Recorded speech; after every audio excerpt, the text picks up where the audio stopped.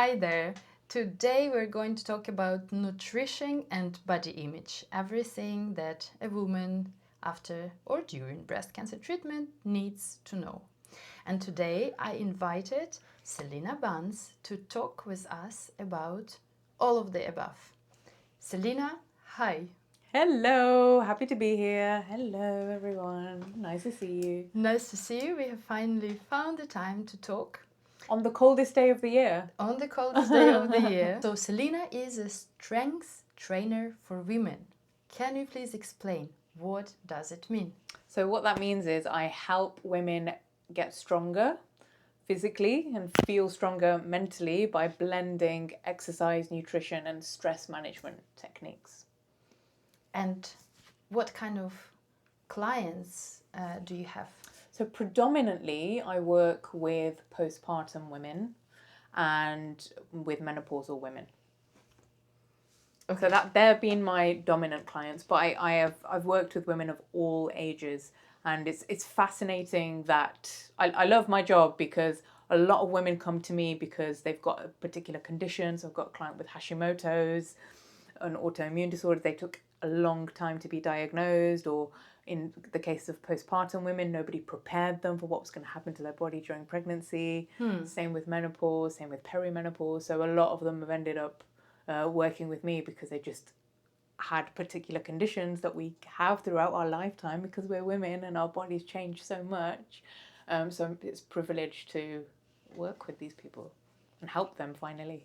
Yes, and nobody tells us what to do when we have a condition that lasts more than 1 week, right? Exactly, yes, and we don't have the preparation, and our doctors often send us in lots of different directions, so it can be frustrating. Yeah, and thank you for coming here because I wanted to talk with you exactly about that. We have women with breast cancer who are treated in the healthcare system, but then nothing really happens for them before or after. They may be a fear of recurrence.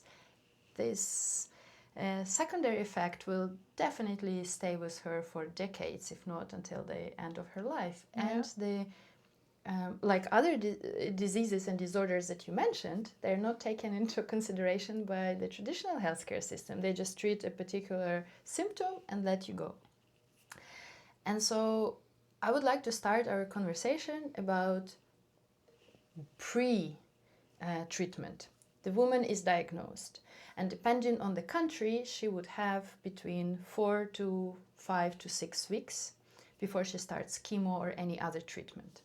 And I see it as a preparation for a marathon. You cannot tell a person that you will run a marathon in a week. Yep. And of course, it's very scary when you know that you will have 6 weeks or 6 months of chemo and big surgery and everything, and you have only 1 month to prepare. However, we still have these 4 to 6 weeks, and we can prepare. From the body strength and mind strength and nutrition, how can a woman prepare for treatment and for breast cancer treatment? So there's two angles I want to come to this from. One is the nutrition element, and what the other is the just strengthening your body angle. So with nutrition, so if I'll talk broadly first, so there are 3 things we need to think about in terms of a balanced diet. It's your carbohydrates, your proteins, and your fats. With our carbohydrates, usually most of us are having far too much carbohydrates, and as our hormones develop, our insulin in our body gets less effective at dealing with carbohydrates because carbohydrates are all sugar, no matter if they're plants, if it's a cake, if it's a carrot, if it's a carrot cake, it's a carbohydrate.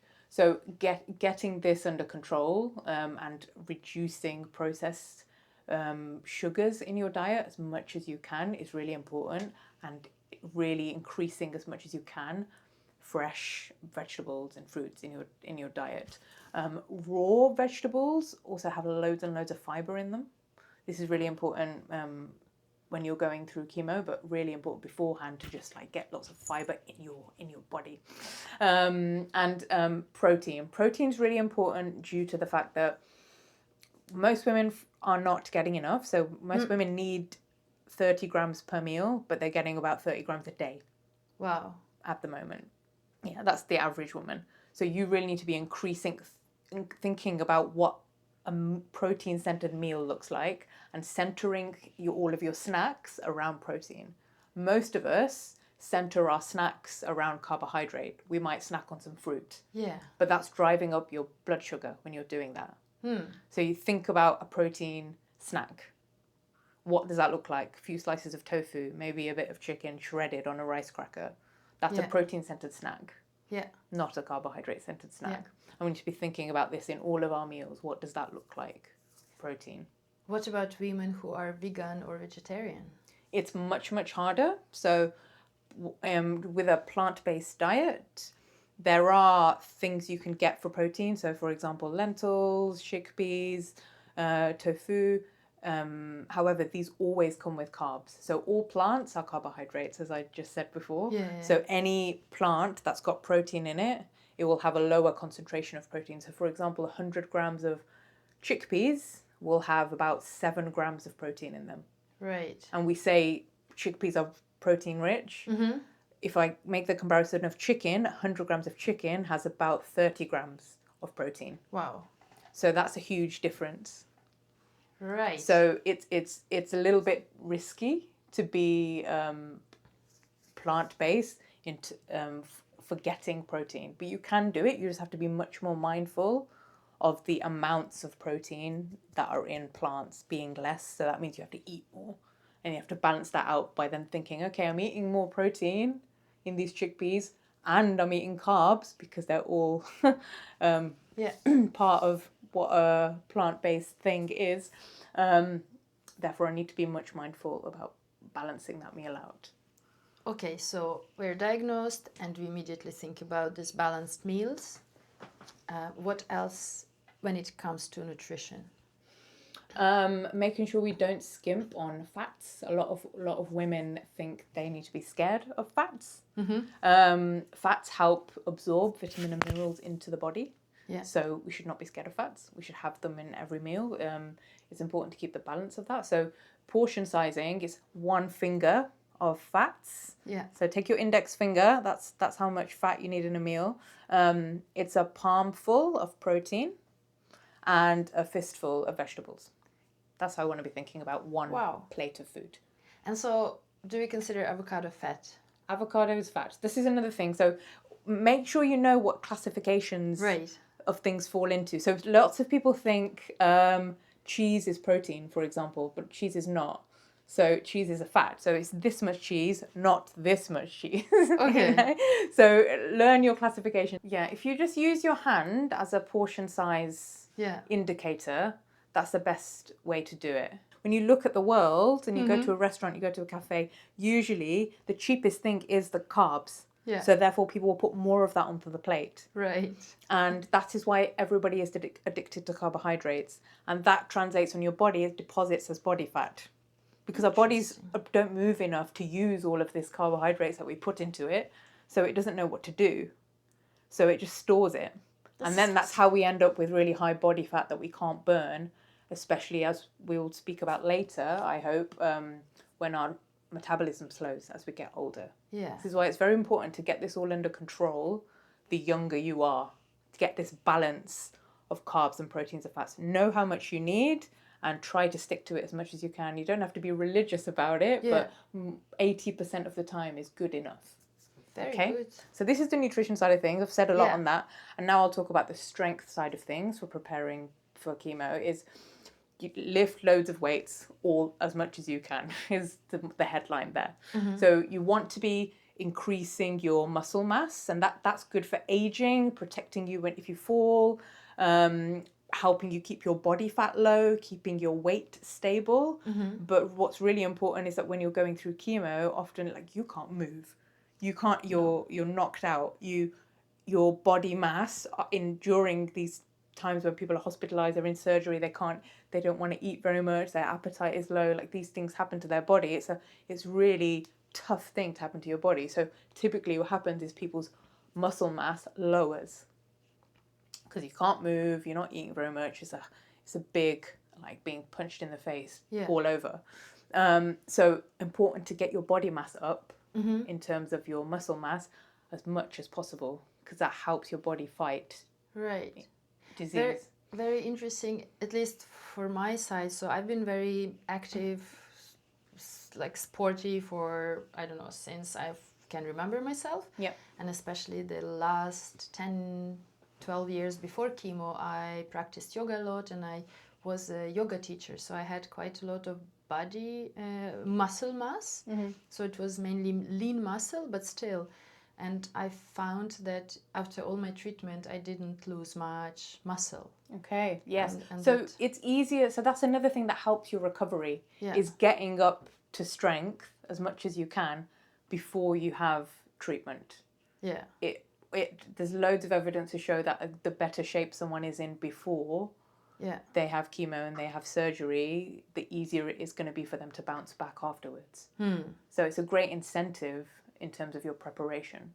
Yeah, like how they say that sports are your pension fund. Yeah, it's an investment. It's some money in your pension pot each time. So I believe we're not actually living that much longer anymore. So you know how each generation has increased in terms of longevity. We're not really living longer anymore, but what is happening to us is because we're not moving so much and sugar has penetrated our diet so heavily, with a lot of the world's population. First of all, diabetes is in every country in the world now, and that wasn't the case 10 years ago. And that's a sugar disease, carbohydrate disease. And secondly, a lot of people are spending the last 20, 30 years of their life not having a good quality of life because they're spending that on drugs to manage the diseases that have come about through poor lifestyle and poor diet. Yeah, and quality of life is the overall topic for today. And so we're going back to this women who are diagnosed. Okay, so they eat balanced diet, then they have this 5-7 weeks before chemo, they can go to the gym, lift weights, and build their muscle strength. And then most cases, again, depending on the protocol, on the age, etc., a woman has chemotherapy. Can you say something about this short but still quite intense period of time? So lots of people feel just very ill and a big loss of appetite, so they don't really want to eat. So it's really important that the things you do eat are just high in terms of nutrients, vitamins and minerals. So typically I would suggest that you should just roast or steam, like whatever is the lowest friction point, like just chuck a bunch of vegetables in the oven and just roast them and just have them in the fridge to pick out. Don't you need to use anything. Typically, it's better to keep things bland so that you don't have a reaction. Right. So you don't feel ill. And important to keep your fibre, as I mentioned earlier, really, really high. Probably more fibre than you think you need. Yeah. So that's raw, crunchy vegetables. If you can tolerate that, it's nuts. It just keeps your gut moving. Because if you're not moving very much, you still need to keep your gut moving so that you're pooing at regular frequency. Yeah. And if you can tolerate, a lot of people feel sick from sort of animal products or anything that's not sort of anything that's raw, for example. So it's important to really like wash fruit and vegetables really well to just get rid of anything that might be on there, because your immune system is very compromised, and anything that's undercooked, like an undercooked egg or like cured fish, that's not cooked with heat, eliminate those kind of things from your diet, because that's probably going to make you feel ill. Or there may be bacteria in that, or if it's unpasteurized, for example, certain cheese are not pasteurized.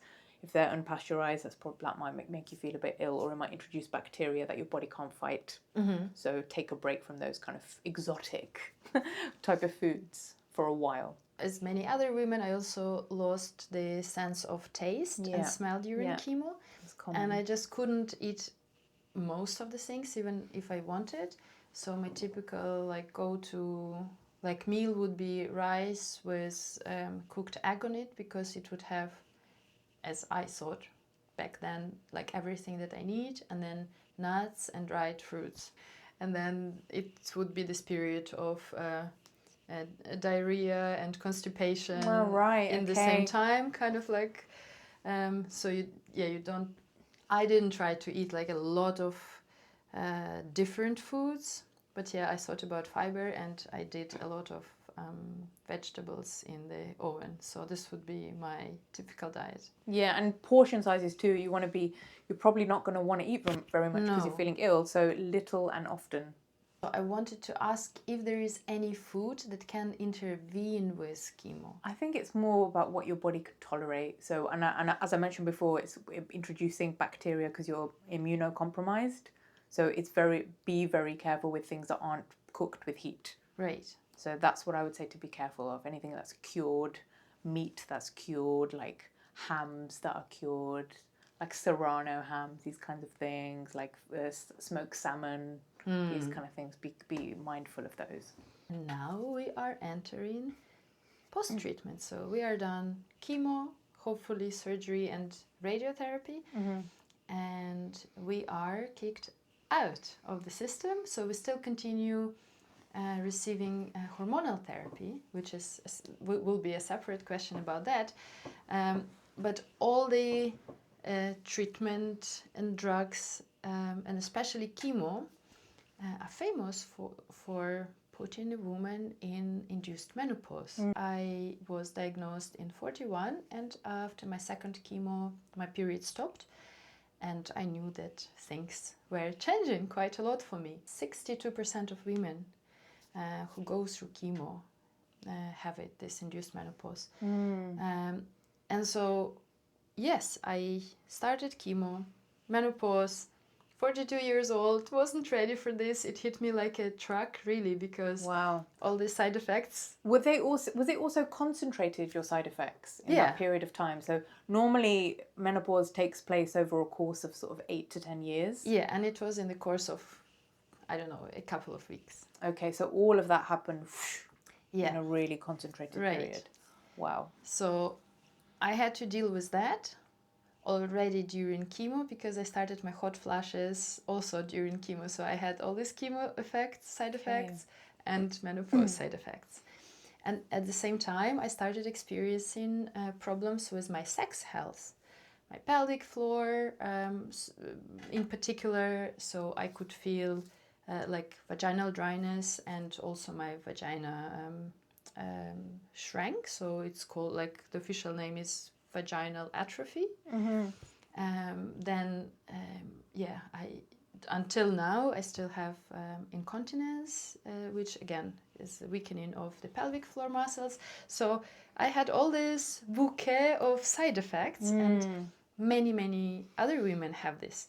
But now I'm out of the medical system, and nobody tells me that I need to do something with that. I had to figure out by myself. So can we talk about all of these side effects one by one, starting with sex health and pelvic floor, and then menopause side effects and general side effects such as fatigue, for example, and like brain fog, which is called like chemo brain, or when you enter menopause, like menopause brain. But yeah, it's pretty much a cognitive impairment. Yes, let's talk about them. I can talk overall. I think one thing that we're just not, we don't have drilled into us, and who knows whether we would listen at a younger age, even if we did have this drilled into us. But I think investing in our pelvic floor, investing in exercise, investing in things that are preventative care.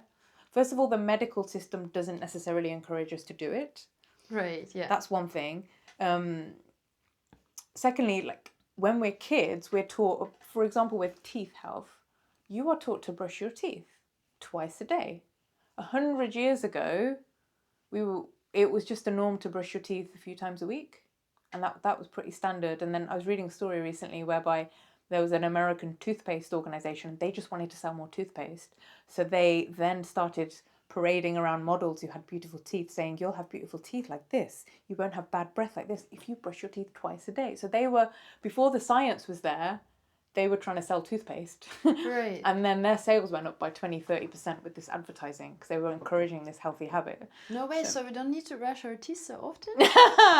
No, we were wrong about that. But what I think is just interesting is that we are taught to invest in how we look aesthetically, and that's also how women are taught about exercise in the gym and anything that's vaguely linked to health, the thing that we're sold is you'll look better. Yeah. People will find you more attractive. You'll be Totally. happier when you look in the mirror.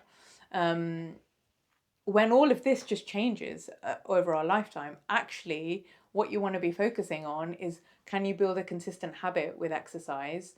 And that's what you're putting in your sort of piggy bank Yeah. of health.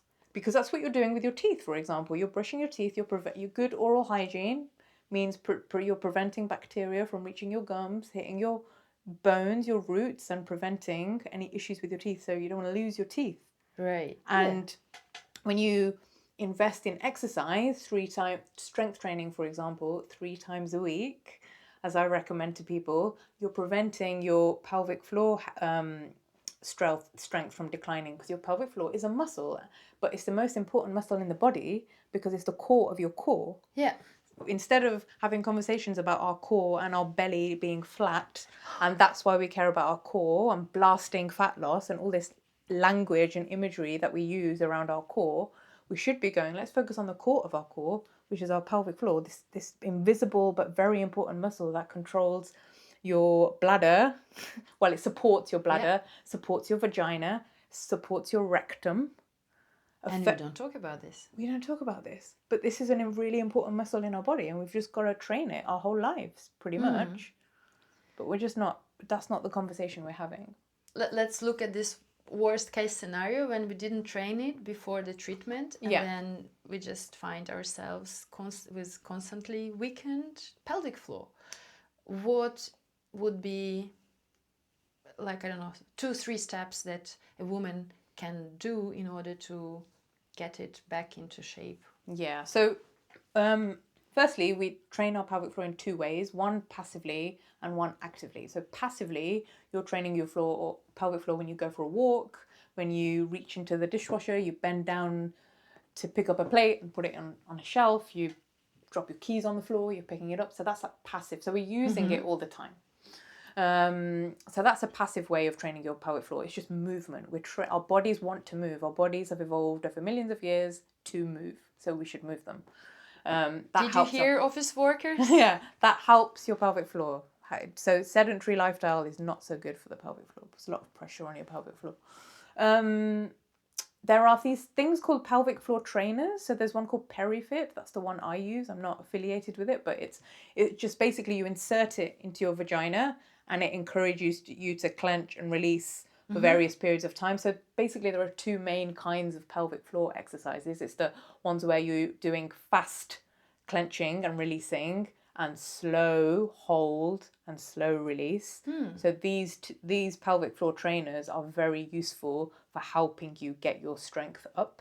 Right. It's very helpful to go and see if you're in a point where you're suddenly going into menopause, or you've had a baby, you're in a certain stage of life where you can really feel your pelvic floor health declining and you want professional help, go to a pelvic floor physio. So an average physio will help you with any muscle in your body, but because the pelvic floor is such a complicated muscle and it touches so many things, a lot of nerves and even emotions in our pelvic floor, we hold them as very close to our hormones. A lot of emotions are held there.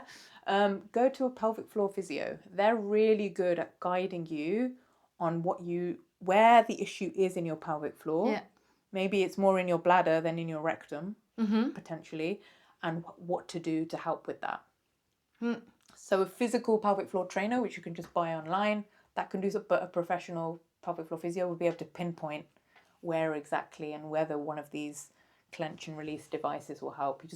You just Bluetooth them to your phone and they have games you can play with your vagina. This is incredible. And like, of course, I heard about this, but more in the context of like sex toys, right? Yes, exactly. That's what they look like. Kind of. But sadly, again, in my case, been treated in Germany, but my doctor never told me about pelvic floor and pelvic floor specialist. And I only discovered that such a profession, such a specialist exists probably 12 to 14 months after I was done with all the treatments. Oh, yeah. So this should be integrated in your aftercare. It just should be something that is just, there should be a checklist of things, and these should be one of them.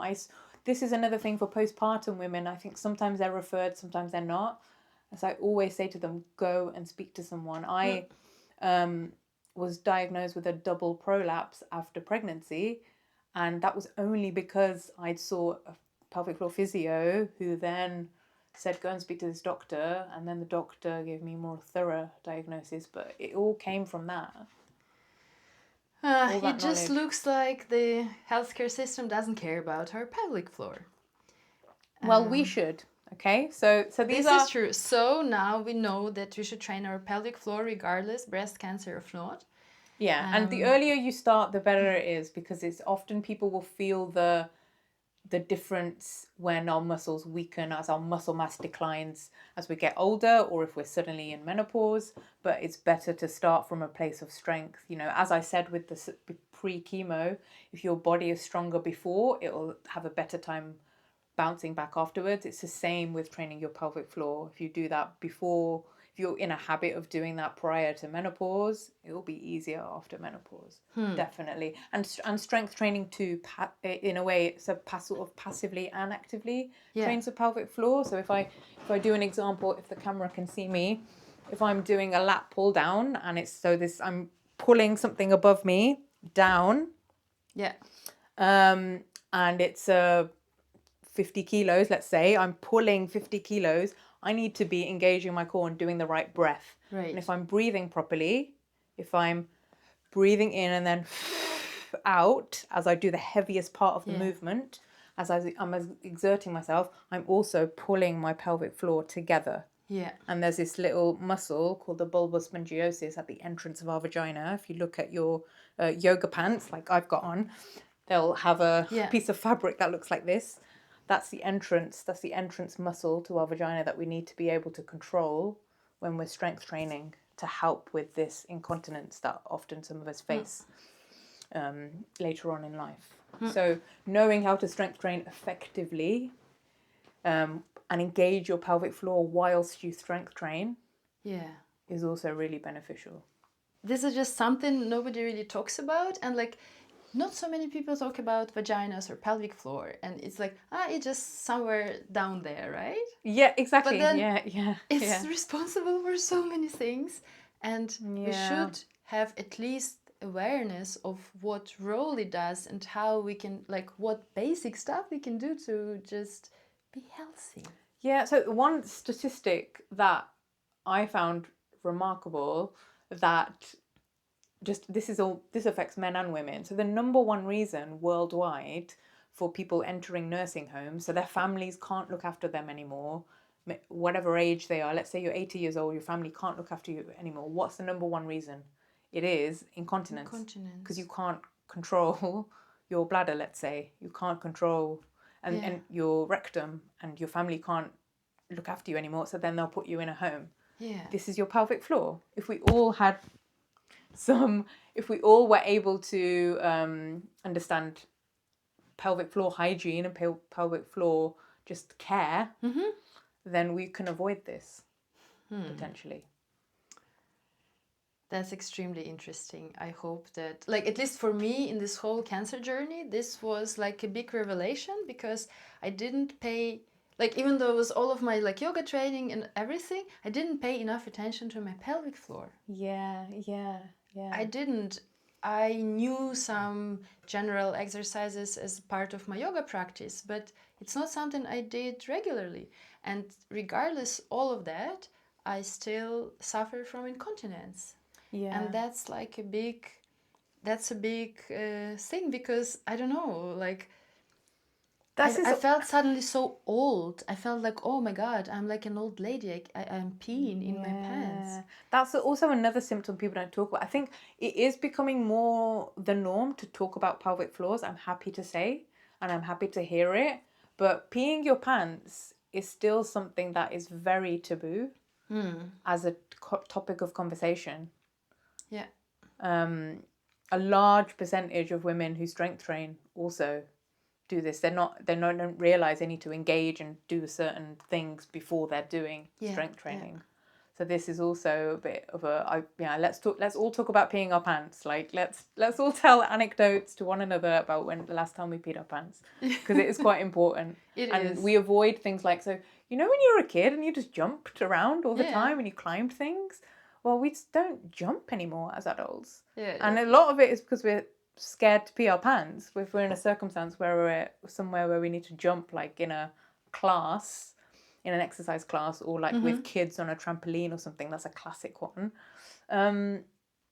But you really should jump also with exercise. You should be able to do, we call them plyometric, explosive movements, because that also trains your pelvic floor. It builds strength in your pelvic floor. You're not going to go from being incontinent to suddenly jumping. You should build up to it by doing other strengthening, like the things I've mentioned. But jumping also is one thing. It's just learning to get comfortable with jumping.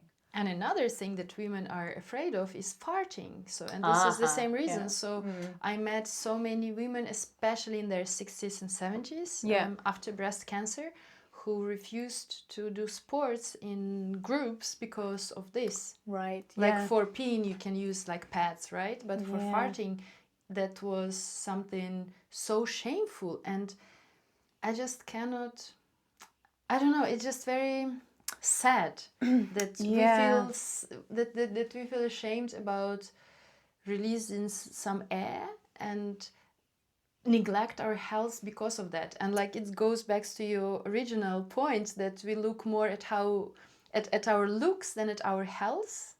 And hopefully this is changing. Yeah, there's. I mean, I thought also you're extremely vulnerable. You can get to a really vulnerable point when you're out of chemo, if you've experienced a surgery, or just through aging. And there's a really fine line with being cautious because you've experienced some turmoil in your body and just not moving because you're scared. And often when you develop fear of moving your body, then you're gonna move your body less and less and less, and then you become a certain age and the chances of you dying after a fall just shoot up.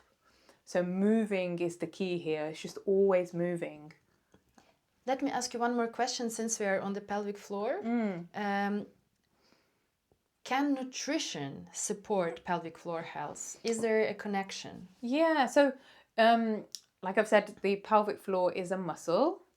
And so just like all the other muscles, the thing that supports muscles being strong and muscle growth is protein, high levels of protein. So believe it or not, the people who need to eat high protein are people who are athletic and strength training a lot. They benefit more from eating a lot of protein. And also people over the age of 60.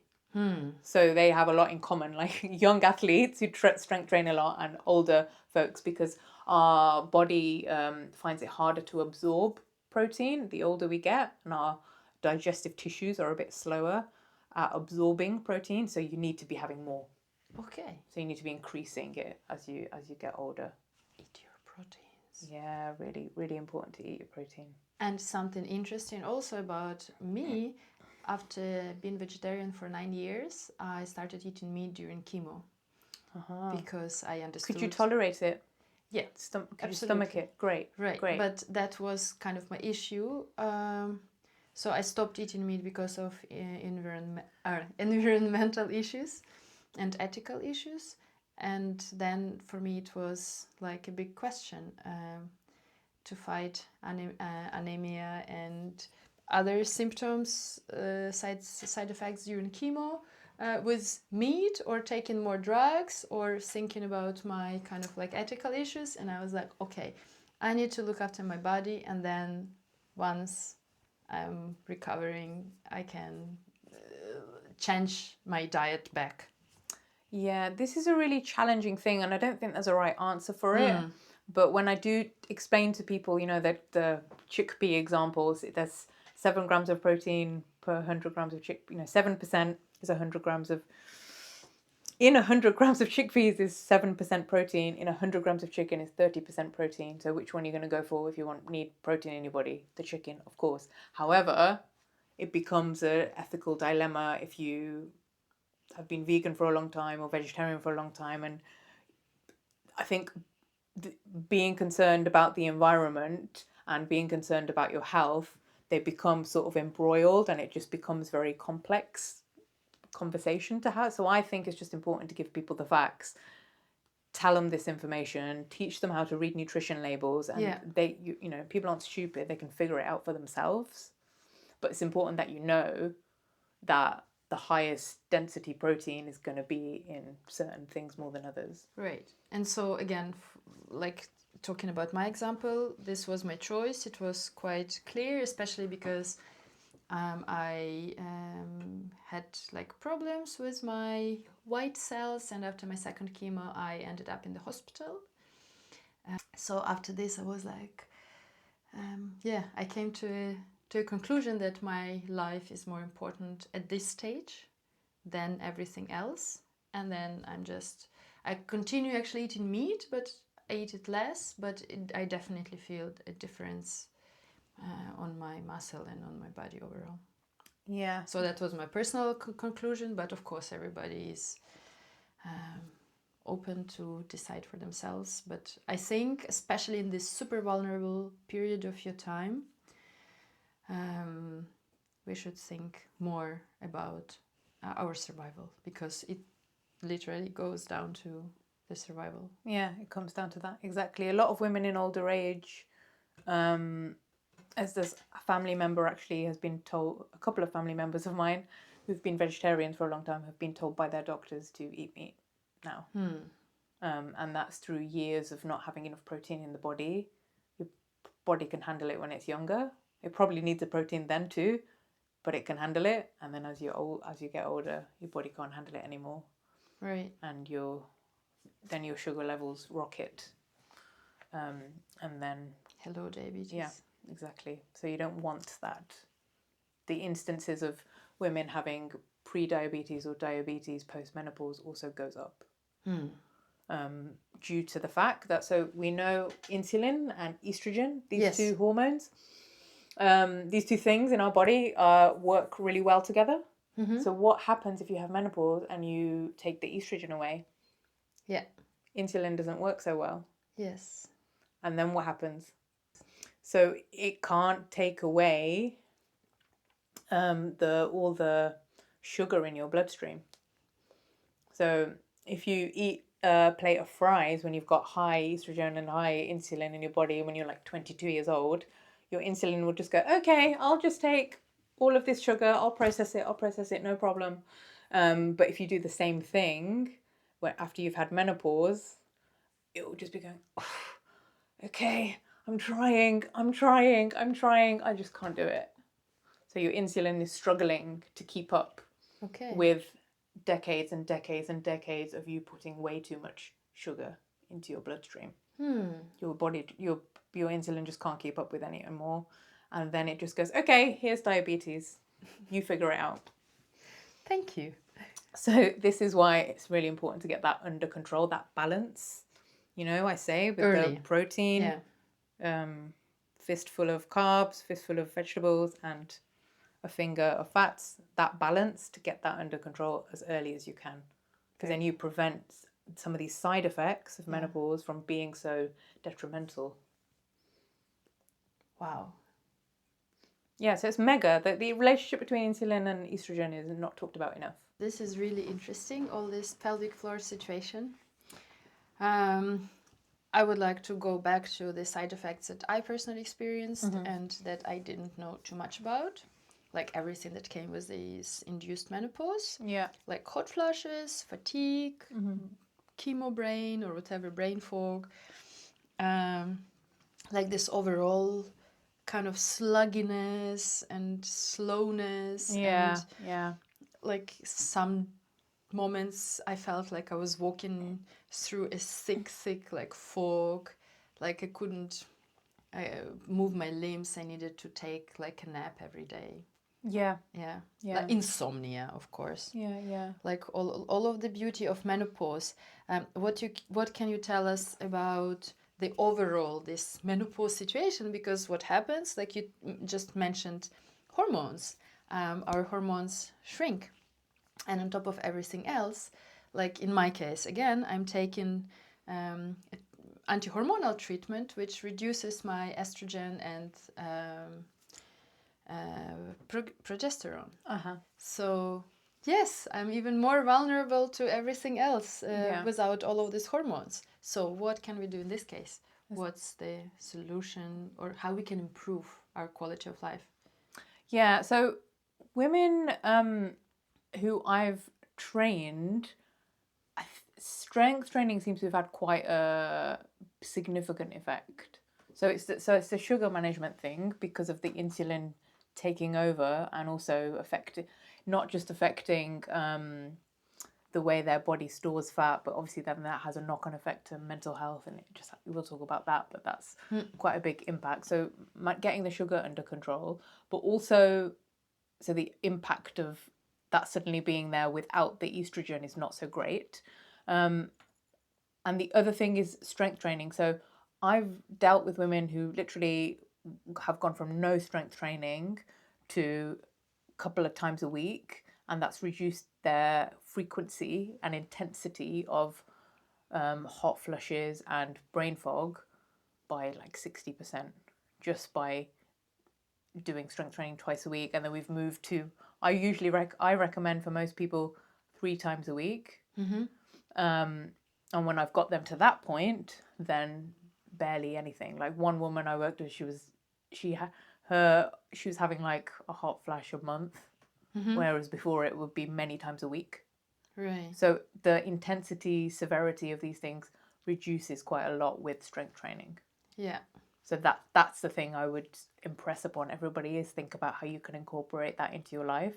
You don't have to suddenly be doing 3 times a week intensely, but Start with one, right? how can you take the journey there? What do you need to be in your life so you can do that? Do you need weights at home? Does that make it easier for you? Do you need a trainer to get you into a rhythm? Like sometimes people hire me for a period of time. Yeah. We get into a good rhythm. I teach them some habits, some tips and tricks, get them acquainted in the gym, and then they go off on their own and they're all good. Are you quite independent and you just kind of need a check-in with somebody who's a fitness person? What is it? Do you need just a gym membership and one location to go to? Do you need a variety of things because you get bored, and you get bored, and so you'll keep it up if you are stimulated? Like, what is it that you need to keep that up? That's what I would say. So that makes a big difference to the severity of the symptoms. Actually, speaking of hot flashes, I stopped drinking alcohol and coffee 4 months ago. So And yes, this another thing I want to say, and so this considerably reduced my hot flashes. so women also develop loads of sort of food sensitivities as well. Right. So what does it mean, food sensitivity? So what that can mean is that you're very sensitive to certain things and you don't know why. And the biggest causes of inflammation, one, sugar, because we've already talked a lot about sugar, but number one, and sugar is found in alcohol in high amounts, in processed foods in high amounts, in plant-based diets in high amounts. So these are things to be mindful of. Soy is a big one. So it's one of the most heavily processed things in the world. Soy is used in everything. It's used in like shower gels. Ooh. It's used in tofu, more famously. It's used as animal feed. It's one of the most widely used things in the world. But it's also made in quite big amounts, heavily processed, put into so many things, and that can be a big inflammator on the gut. Wheat, gluten products, there can be quite big inflammators on the gut. So I often suggest to people, like, just try certain things out and see how you get on with them. Like, I didn't even think that might be the case for me, but when I reduce certain wheat products, I really notice a difference in my belly feeling less bloated. So that's a big giveaway. It's what makes your belly feel bloated. So, for example, I notice with sweet potatoes, I feel quite bloated, and with regular white potatoes, I don't. So I just cut them out. So think about that. So that's gluten is another one. So sugar, gluten, soy, big ones. Oh, and dairy is the other one, of course. So cow's milk, more than others. So that's another thing. I had cow's milk sensitivities in my 20s, actually, and just kept powering through it and eating all the cheese because I love cheese.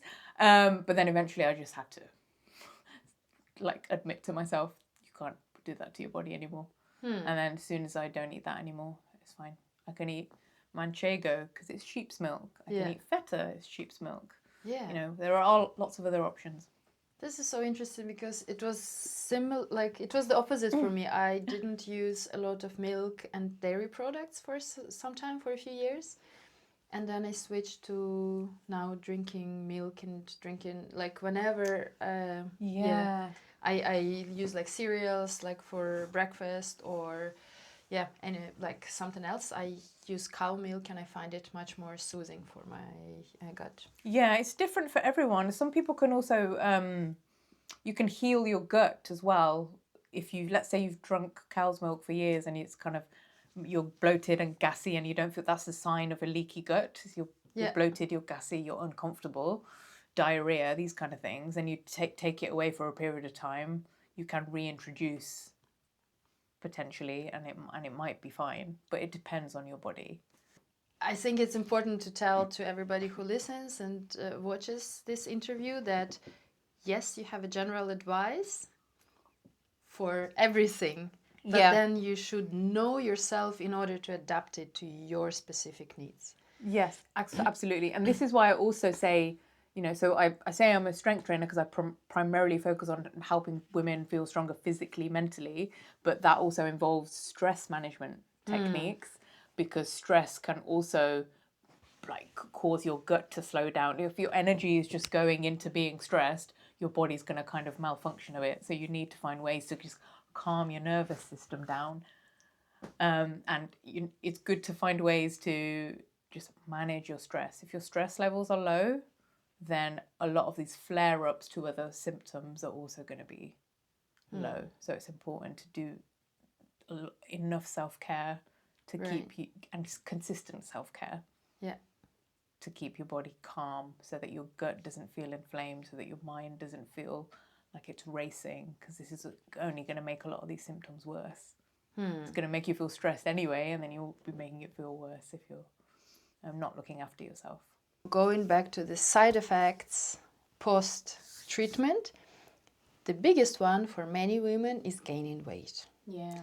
And the trigger for this can be like anything, like chemo or this hormonal treatment. You shrink the amount of hormones that come into your body, like everything else. So the trigger can be different, but the consequence is gain weight. And a lot of women struggle with that. Even I struggle with that, even though I thought that nothing can actually influence my opinion about my body. But there were two things that actually were quite negative for me in terms of my body image. It was my mastectomy, but we can talk about this later. And the second one was weight gain. Even though it was not much, I gained 10 kilos in 2 years, but I just feel it, and it's somehow like, oh, it's not super comfortable. I don't really fit into some of my clothes, and it just makes me feel restricted and bad about myself, but only occasionally. Like in general, I would go through my day without thinking about it, but then, oh, this is like a pair of jeans that I want to put on, and then I can't because I gained this bloody 10 kilos. Oh, la la la la. So I can understand that for some women this can be even more drama. Yes, you know, someone I work with in the fitness industry, she says you tell it's not something that's wrong with the clothes if they don't fit you, right? It's not like you. It's not something wrong with you. It's something wrong with the clothes. I should say. But people think there's something wrong with them automatically. So when we talk about so there are two separate issues. One is weight gain, and the second one is body image, because we can gain weight and don't have problems with that, or occasionally like I do, but some women feel extremely negative about this, and they even become depressed about that, and especially if they cannot lose weight in the course of several years. Like I often go to Reddit to see, to read and comment on some, like the breast cancer related group. And this is the most frequent question. Oh, I'm just starting chemo and I know that I'm I'm not gained weight yet, but I already think about how I can reduce it. And there is such a big topic on Reddit, and I imagine that's what is in our heads. I think it's something that I have to constantly help people reframe in their minds as a working in women's health. It's the number one thing that we're taught to. I think we're trained from a very young age to be thinking about how we look and how we present ourselves to the world from when we're little girls. You know, like I have a little boy and I don't even bother like brushing his hair in the morning before we go to nursery, and I see lots of little girls, they've got beautifully groomed plaits and like perfect hair, and I had the same when I was younger, and that made me think recently, would I do this if I had a girl and not a boy? And I think, yeah, I probably would, because I had it done to me. You know, and I heard someone saying to their child, do you look like a princess? You do, don't you? You look like a princess. And I thought, oh, this is also what we're saying to little kids at a really early age. I'm not sure he realised how it sounded. People still say this. People still say this. I heard it loud and clear. So, you know, we're training our children from a very young age, to our little girls, to really think about how they look. So how are we supposed to rewire that at the age of 30, 40, 50, 60? It's really hard to do. But I think there are ways to think about it differently. So, like, I was at the gym today. It's January. The gym was full. It's fuller than it's ever been, because it's a very busy time of year. And I watched a number of people approach the scales, stand on them, walk off, and I wasn't sure what they were thinking. But there was a lot of weighing going on, and I found it sad because normally during the year I don't see many people jumping on the scales like that. And so as a health coach, I try not to get people to focus on weight, because weight is not a measure of your health. No, it's really important to think about where can you find out what your actual body composition is. So by body composition, I mean is how much muscle mass have you got and how much body fat have you got. There's studies that show that high body fat in our upper body can make us more predisposition us. What's the phrase? can make us more likely to develop breast cancer. So it's important to have a lower body fat, not a lower body mass, in our upper body area. But as we age, body fat moves further down our bodies, and some studies show that that's protective against certain cancers. So your body fat in certain positions is actually protecting you. Yeah. It's giving you life. Yeah. So it's a good thing. So I always try and steer people towards, like, find out what your body composition is. There's things called body scanners. They lots of gyms have them. Some doctors also have them, and they will give you a picture of where do you have your muscle mass and where do you have your body fat. What is the percentage of muscle mass versus body fat, and then you can start to tailor your eating and exercise, and sort of it's trackable and it's objective. Right? Yeah. Rather than a number on a scale, which is not objective at all. It's one number. Or the size of your jeans. Or the size of your fucking jeans. Exactly. Yes. Exactly. So that's what I try to steer people in that direction. We're never going to get away from measuring our worth by thinking about a number on a scale. I think it's really hard to get away from that as women. Hopefully future generations will change that, but I just think it's very hard to get away from that. But like, one thing I did see in the gym that I loved was a whole group of women came in, and they were all shapes and sizes, and they were all, I think they'd all done a class together, and they were laughing and joking, and we'd gone from a quiet gym with a bunch of people weighing themselves to like a community of women just laughing and joking, and it was, they just brought life into the room. And I assume, you know, they all knew each other, they were all exercising together, they all seemed very happy. And that is how we should kind of measure our worth and joy, is like through the community we have. Yeah. And how we support each other through community. I don't think it can ever go away. I think that's another thing to accept as well. We can try and, like with addiction. So my father was an addict. He died when I was really young. And so I know a little bit about addiction science. And I know that if let's say you were addicted to heroin 20 years ago, the craving doesn't like 100% disappear. It might still come back. Yeah. It's just, do you have ways to handle Yeah. it mentally? And it's the same with body image. Like, you may always want to be 10 kilos smaller, but like, do you have a way to handle that thought when it pops into your head and replace it with a more productive thought? You know, we shouldn't be trained to be thinking that we're worth more because we're smaller, leaner, less. Yes.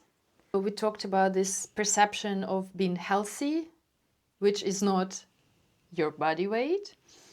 But then once a woman gains weight after breast cancer treatment and she wants to either maintain it or reduce it, but not move like forward with gaining more weight, what should she pay attention to? Yes, like we can always go back to the beginning of the conversation, but other things than the combination of protein, carbohydrates, and fiber. So that's eating. And I've mentioned strength training, and I will keep mentioning that because that is the best way to stabilize your weight and keep it stopping yo-yoing. It's like maintenance. So first of all, it'll get your strength up, and then you need to keep doing it for maintenance purposes. And it also strengthens your bones. So this is I've talked about strengthening your muscles and keeping you mobile, helping your mobility, helping you be able to get off the toilet when you're an older lady. But it also strengthens your bones. And we only knew it was 2020, so extremely recently, it was the first study done that was massively comprehensive enough to say, like, you can influence bone density. Prior to 2020, there were some studies, but not that many. Prior to 2020, we just thought, our bone density declines from the age of 35, and we just got to cope with that. I want to go back to that, but before finish it, like I would like to finish this question about this topic about weight and body image. What would you say to a woman who gained weight after breast cancer and she wants to lose it, but then she craves chocolate or a cookie? Should she repress this feeling of not eating this in sake of her weight, or should she indulge and be happy with that and not processing this thought for too long? I think you shouldn't give up anything in terms of, like, it's all about balance at the end of the day. That's what I try and say. Like these depravation diets, as I call them, where you have to cut out all like 25 different things, they just make people miserable. And there's also science that shows they make people crave the thing more when they can't have it. Yeah.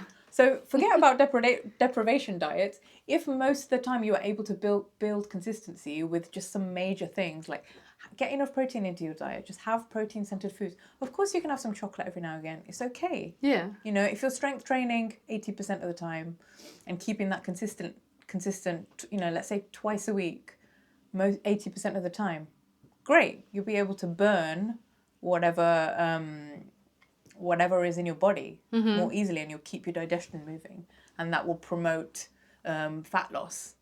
So of course you can eat chocolate, just be balanced with your decisions. I don't think you should ever deprive yourself of anything that brings you joy like that. The most important thought of the day. Now we go back to bone density. Before I went into treatment, one of the first tests that I did pre-chemo was bone density measurement. Because 1 year after chemo, I had to retake it, and with my doctor to evaluate how much bone density did I lose and what potentially to do about this. Okay. As I told you, I was quite active physically before my treatment, and after treatment I started Thai boxing. Because for the same reason that you mentioned, bone density, health, and I also needed to move because I had mastectomy. I had actually two mastectomy, then I needed to change my implant, and I had 4 revision surgeries. So that was quite a lot on my left side, and I knew that I would be That's quite high impact to jump into Thai boxing after that. And so for me that was this, like, my doctor would told me, oh, you don't move for 6 weeks, don't do any sports, but I felt a different, after each surgery, I just felt that my body was ready for movement. I found the personal trainer for Thai boxing. I explained him my situation, and each time he helped me to recover after each surgery. One time it was 2 months after surgery, the other time it was 1 week, and my doctor didn't have to know. So this is like the first thought that I wanted to plant for the next topic, like feel your body, especially if you have like physical wounds, like how to recover, because yes, you feel like today you cannot move and maybe 3 more days. But then you should go because movement is life. That's what it is.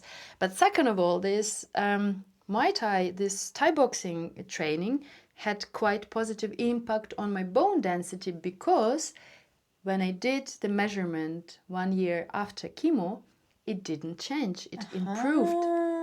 And amazing, good for you. And the person who measured this, she was like, oh, you are in the like cut category of like 25-30-year-old in terms of your bone.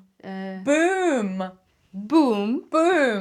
So just to, I don't know if it helps you to do your sports more, but for me that was like crystal clear that yes, I was doing the right thing. Yes. For all kind of points. But anyway, so this was just my personal anecdote about my bone health. But I know that this is quite a recurrent issue with many women in menopause and after breast cancer. So can you please shed some light on the bone density health? Okay, there's 2 things to say on that. So one, we conclusively know now, since 2020, since there was the biggest study about this, because there have been previous studies about bone density and whether we can affect it or not as we age. So previous knowledge said to us bone density peaks in your sort of late 20s, and then it declines mid 30s onwards, and it just keeps declining forever and ever, and you can't do anything about that. Okay, that was what we saw as scientific fact. But then since 2020, there was a major study that said, hey, we can influence bone density. So only 2020, think about how recent that is. Yeah. Really, really recent. So therefore, what happens? Science, your doctors will maybe have this information. Some of them maybe have this information, are a bit skeptical of it. And it just takes time for the world to catch up with this data. It will take maybe 10 years to catch up. Maybe in Germany it'll take a little bit longer. Maybe more cautious. The more cautious your providers are, it will take a while for that to catch up. So I've heard really good stories, and I've heard a mix of good and negative stories. I've heard some good stories of like my mother-in-law, 75 years old. Her doctor said to her, "You need to start lifting weights. Come on, you know you've got issues with your bones. Start lifting weights. So you're 75 years old. Like that's amazing." I would love for that advice to be provided to more women. Yeah. I'm saying that to my mum, and she just thinks I'm hilarious. Like she thinks that's a ridiculous suggestion. You know, and I went to a seaside town where there was a lot of retired folks. It was to visit a friend, and I saw that there were a lot of retired folks, but they maybe the age of between 60 and 80. And what happens is your sort of skeleton starts to collapse when it loses its density, when your bones lose their density. Yeah. And you can see everyone sort of walking with their shoulders forward, because their neck, the bones that are at their neck are sort of collapsing from the weight of their head. And this is what people's skeletons start to look like at an older age, hunched over. They're more likely to develop fractures. This is all because we haven't got it as the norm in society as advice to patients, whether it's through breast cancer or any other thing that's affected their bone density. We don't give that advice to people by default. And so this is, I just think, I try to wave the flag of this and shout about this all the time, because this is the difference between a good quality of life, a good last 30, 40 years of your life, and a poor quality of life where you can't move, where you have to depend on others, where you can't get off the toilet by yourself. It's massive. Yeah. So it's sad. You can affect your bone density. So in conclusion, you can affect your bone density by doing high impact activities. That might be jumping, that might be running, that might be strength training, resistance training, with bands, with weights, whatever. Do it. Find a way to enjoy it too. It doesn't have to just be one method. And this is so easy to keep your life happier when you age. Yeah, yeah, absolutely, absolutely. I think it's just the more, I think the trouble with it is just the more vulnerable you become, the less, and the more you lose mobility at a certain age. If someone then says to you, lift this really heavy thing, you're going to be like, I don't think so. When you speak to older folks, they are nervous to lift. Speak to your average 70-year-old on the bus next time you see them. Yeah. They would be nervous to lift something very heavy. Yeah. They might ask you to lift it for them. Yeah. That's where you get to if you don't have a regular habit of strength training when you're younger and you are more capable. So really important to bear that in mind. Don't do it until it's don't start doing it when it's too late. Yeah, yeah. You know, the best time was yesterday. Yeah. The second best today is today. Which brings me to another question about like my post-surgery situation where I hated my body because of the scars. And like I mentioned, I had multiple surgeries. Yeah. And it was not fun, especially after like all that I went through, like all the chemo, and then you have the surgery, and then you look at yourself in the mirror and you see something absolutely repulsive. And so it took me some time to accept how I looked. Yeah. The first two surgeries were really difficult. Like the first one was mastectomy, where I had the implant. But then 1 year later, I had to replace it because it just like didn't work with my body. And I had the surgery which was called a deep flap reconstruction, where the doctor removed the implant and took all the fat from my abdomen and my inner thighs and injected into my breast to create it to make it look and feel natural, which is amazing. But this surgery was very long and it took me maybe 2-3 months to recover. And this particular surgery was like added a new huge scar on my abdomen. Okay. And like I needed also to inject fat several times, like 4 times after that. And honestly, when I returned from the hospital, I spent 1 week in the hospital, then I returned home and I was allowed to finally take a shower, and I opened my bandages and I released it and I looked at myself and I didn't shower for 2 weeks. I just took a warm cloth to just remove some sweat from me. I couldn't see myself naked. I couldn't look into my body. I couldn't go inside. And that's another story, what I did in order to love my body again. But I'm not the only person. This is not a one-off case. Did you get any guidance on how to make that process easier? No. I had to figure out everything by myself. But I know, again, that a lot of women are scared to have scars, to lose breast. I was lucky that I didn't lose my nipple. But a lot of women live this part of their cancer journey as the hardest one, because breast is so much connected to their femininity and to their sexuality. Yeah. I mean, a lot of women also struggle with losing hair, but hair grows back. Yeah. But once they remove your breast, it's forever. And of course, there are different stages. Some women have just lumpectomy, where a little piece of breast is removed. Sometimes they lose the entire breast, but they can reconstruct it. And sometimes, sadly, you cannot reconstruct when the cancer was too aggressive. Okay. And so here we have 2 situations. Like one, as I mentioned, was my personal trainings. Like, okay, you don't know, shall you start training, and when shall you start training? When do you need to start training? Because of course this scar, it hurts. Yeah. And the second question is about the actual body image.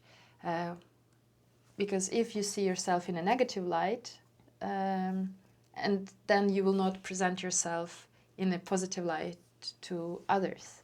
Yeah. So that's a very complex thing, issue. And it's not easy to give an answer or one solution to this. Yeah. But maybe you can give a this complex, multi-level suggestion for this, how you see it? I think with rehabilitating the body, it's a really step-by-step process. And my biggest recommendation is don't be scared to keep moving, and use something objective that's not your emotion to measure.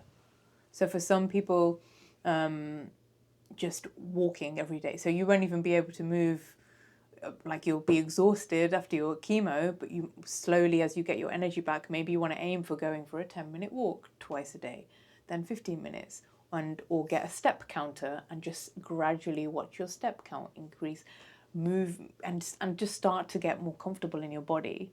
And because your body over millions of years has evolved to move. Your body wants to move. You're just going to feel less comfortable moving it at the beginning.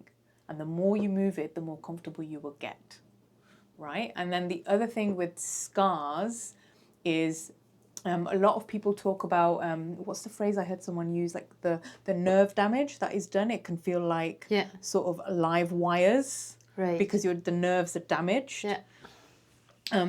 So the most important thing to do with your scars is massage as often as possible. So make that as luxurious as you can part of the day. Mm-hmm. You know, like put a cashmere sweater on, cardigan on, spend a bunch of money on like a really fancy oil, or coconut oil is the best one I was recommended by a physio. For like vaginal scarring, but you can use it on your breasts as well, and just spend every day massaging yourself. Mm-hmm. And look at yourself in the mirror. Find something you enjoy about yourself in the mirror. You won't recognize your body, so think of it as an opportunity to, like, okay, if I was someone else, what would I enjoy about this body? Find something to enjoy about it every day. Look at it. Reacquaint yourself with your body in the mirror as if it was your new best friend, because it is your new best friend. Yeah. Because I think the more avoidance there is, the more difficult it will be for you to get reacquainted with it. So I am obviously not a breast cancer survivor, so I can't say that advice will work for everyone. But I speak to a lot of women and deal with a lot of women with body image issues, and I think you only have one body is what I always say. Yeah. You know, you're living inside it. Make the most of it.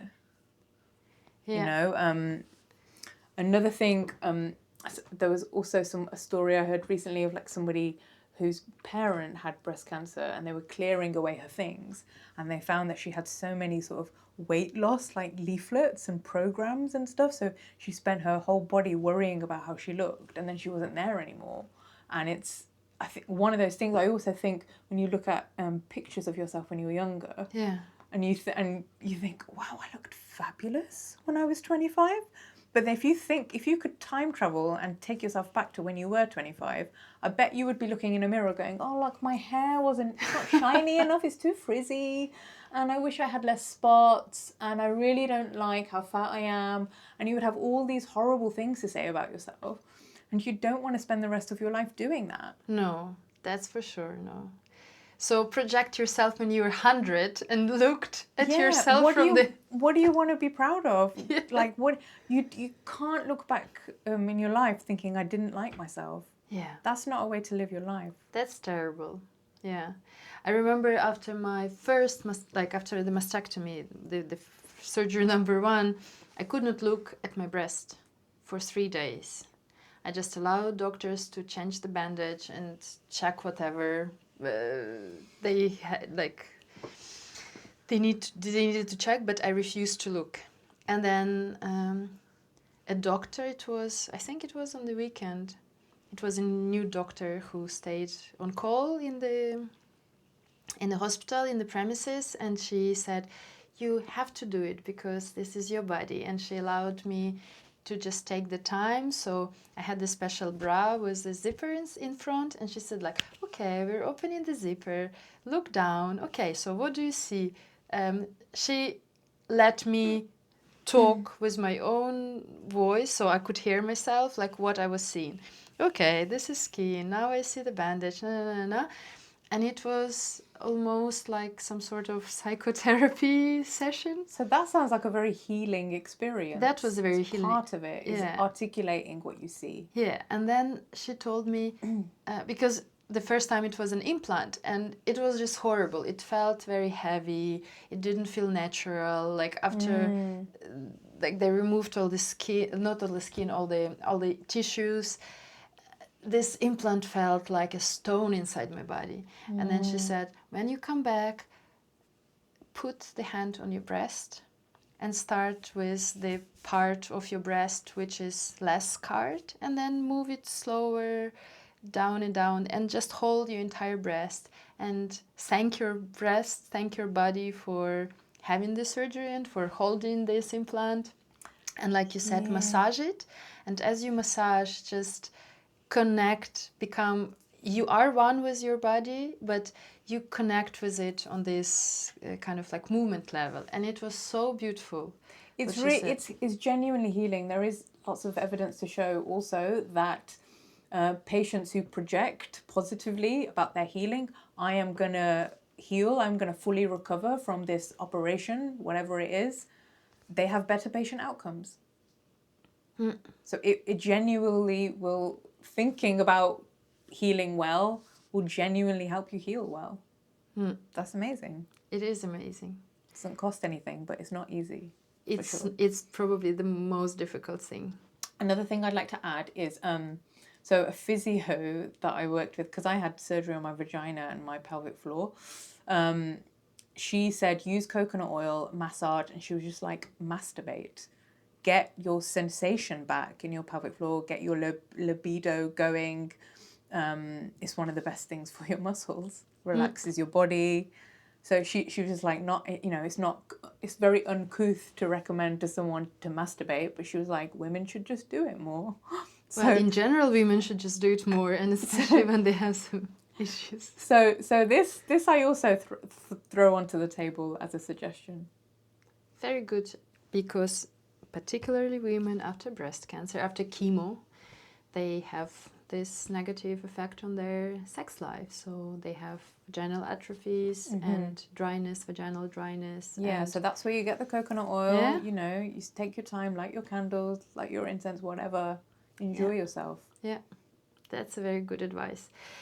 I would like to continue talking with you for ages, but that's a good one to finish on, isn't it? That's a good one to finish on. No, I still have my last final question, because you talked about a lot of things and I loved them. I loved how practical everything was, and I've definitely learned something new today, which I will try to implement, even though I don't know if this will become a habit, but that's another question.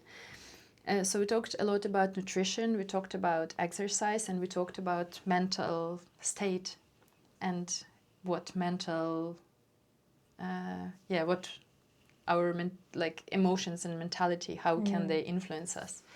And so if we combined all of them and talking to a woman who just finished her breast cancer journey, what would you say to sum it all up, to put these three areas together in order for this woman to have a better quality of life? I would say find what brings you joy and try and do it as much as you can. So if that is seeing people, if that is masturbating, whatever that is, find a way to insert that into your day, your life as much as you can. So, because you only have one body and one life and you should live it. I would say find a way to integrate strength training into your life in whatever way that is. That could be like doing 10 star jumps every day. That could be visiting the gym to do some resistance training. That could be going to a boxing class with a friend, whatever that is. And really get your sugar under control. So that means really being careful about your intake of carbohydrates. It doesn't mean cutting them out. It means moderating. So a savory breakfast, for example, rather than a sweet one. Making sure you get a palm full of protein in your body every meal being protein centered. These are two practical ways that you can think about food. So these are my big three. And they seem very easy in general, but I know firsthand that it's not easy to implement. Pick one to start with, and Yeah. you can build up. Find accountability partner. Yeah, whatever works for you. For some people, writing it down works. For some people, finding a way to measure it works. For some people, just having a goal. Like a friend of mine had never been running in her life, and she was like, her pride was hurt. Her pride was hurt because a bunch of friends were going to go and do a marathon, and they didn't ask her, and she was really upset about it. She felt excluded. So you know what she did? She was like, I'm going to register for a half marathon, and she did it. And she did it. She had it in the diary, so she just put on her shoes and ran every day because she knew she had to. That's amazing. And she got there. And I was really pleased, and she made it. Wow, very good. And I hope that everyone who listens to this podcast or who sees it can do something positive. A little step towards improvement of their quality of life. Absolutely, absolutely. It's been really a joy talking to you and hearing a bit more about your story. You're really extremely inspiring. Like, I don't know how you've managed to do it, run this business and survive breast cancer and rebuild your attitude and your body. Well, this project started as a result of breast cancer treatment because I could not figure out a lot of things by myself, and I was talking about them on my social media and YouTube. Yeah. And slowly this came up to the realization that I could change life of many women if I created a system for them, a guide, a checklist. I'm sure you're going to help loads of people. I'm sure you are. I really hope at least one. This would be really great. Well, Selina, I want to thank you. I will leave all the relevant links down below in the comment box, and your social media and your contacts. Thank you for this super interesting conversation. It was awesome. It's awesome. Anytime. Then maybe I'll see you soon. Take care. Thank you so much. Bye. Bye.